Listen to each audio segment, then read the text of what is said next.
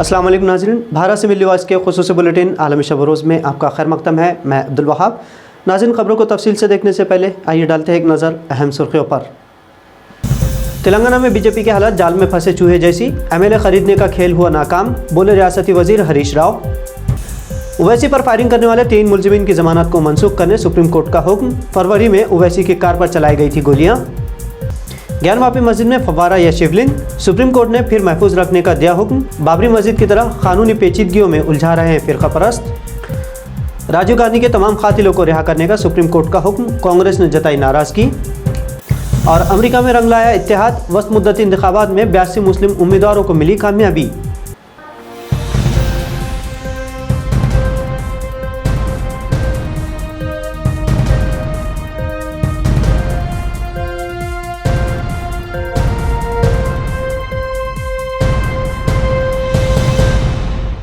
तेलंगाना में BJP MLAs खरीद कर तेलंगाना हुकूमत गिराना चाहती है।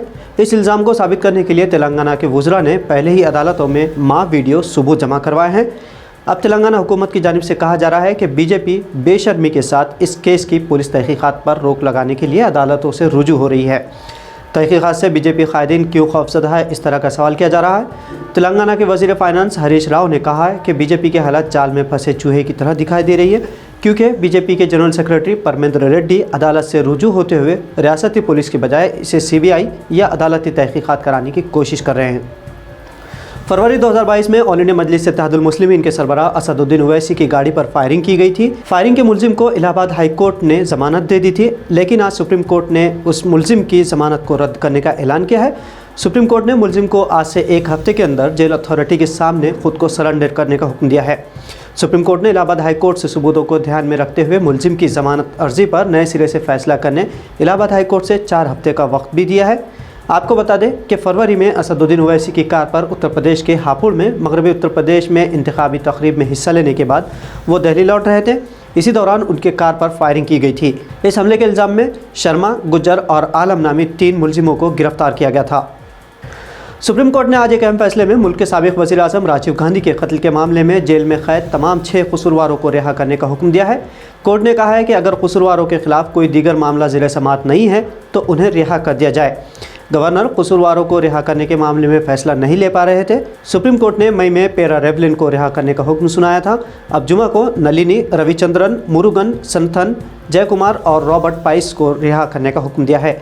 जस्टिस BR गवई और जस्टिस नागारत्ना की बेंच ने कहा कि तमिलनाडु हुकूमत ने इन मुजरिमों की रिहाई की सिफारिश गवर्नर को भेजी थी, लेकिन गवर्नर ने अभी तक इस पर कोई फैसला नहीं लिया था। इसीलिए सुप्रीम कोर्ट ने आर्टिकल 142 के तहत हासिल खुसूसी इख्तियारात का इस्तेमाल करते हुए पेरा रेवलिन की रिहाई का हुक्म दिया था। और अब मुशाहिदा किया कि पेरा रेवलिन के केस में दिया गया हुक्म दीगर मुजरिमों पर भी लागू होता है, इसलिए उन्हें भी फौरी रिहा किया जाए। कांग्रेस ने राजीव गांधी के कातिलों को रिहा करने पर शदीद नाराज़गी का इजहार किया है। वाराणसी के ज्ञानवापी मस्जिद मामले में सुप्रीम कोर्ट में आज फिर समाअत हुई। फव्वारे को शिवलिंग बताने वाले फिरका परस्तों ने उसे किसी तरह का नुकसान न पहुंचाने से मुताल्लिक अर्जी दाखिल की थी और अदालत ने इसे जुमा तक महफूज रखने का उबूरी हुक्म दिया था। अब आज सुप्रीम कोर्ट ने ऐलान किया है कि आइंदा हुक्म तक वज़ू खाना और फव्वारे के तहफ़्फ़ुज़ का उबूरी हुक्म जारी रहेगा। Chief justice of India DY Chandrachud, justice Suryakant और PS नरसिम्हा की बेंच ने आइंदा अहकामात तक वज़ूगाह को बरकरार रखने का हुक्म दिया है। सुप्रीम कोर्ट ने आज मुल्क की अदालतों में जजों की तकर्रुरी में देरी पर मरकज़ी हुकूमत से नाराज़गी जाहिर की है।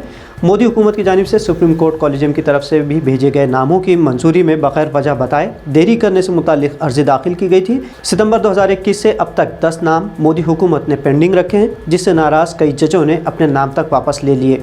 जस्टिस कौल की सरबराही वाली बेंच ने मोदी हुकूमत के इस तरह के रवैये को नाकाबिल कबूल बताया और कहा कि जजों की तकर्रुरी में ताख़ीर से कानून और इंसाफ का नुकसान होता है। अर्ज़ गुज़ार वकील ने हालांकि ताख़ीर के ज़िम्मेदार सीनियर अफसरान के खिलाफ तौहीन अदालत की कार्रवाई शुरू करने की दरख्वास्त की थी, लेकिन बेंच ने वजाहत तलब की और वाज़ेह किया कि फ़िलहाल वो तौहीन अदालत का नोटिस जारी नहीं कर रही। अमेरिका में मुसलमानों की नुमाइंदा तंजीम the council on American Islamic relations यानी केयर की जानिब से बताया गया है कि अमेरिका में इस बार 82 मुस्लिम उम्मीदवारों को इलाक़ाई, रियासती और मरकज़ी सतह पर इंतखाबात में जीत मिली है।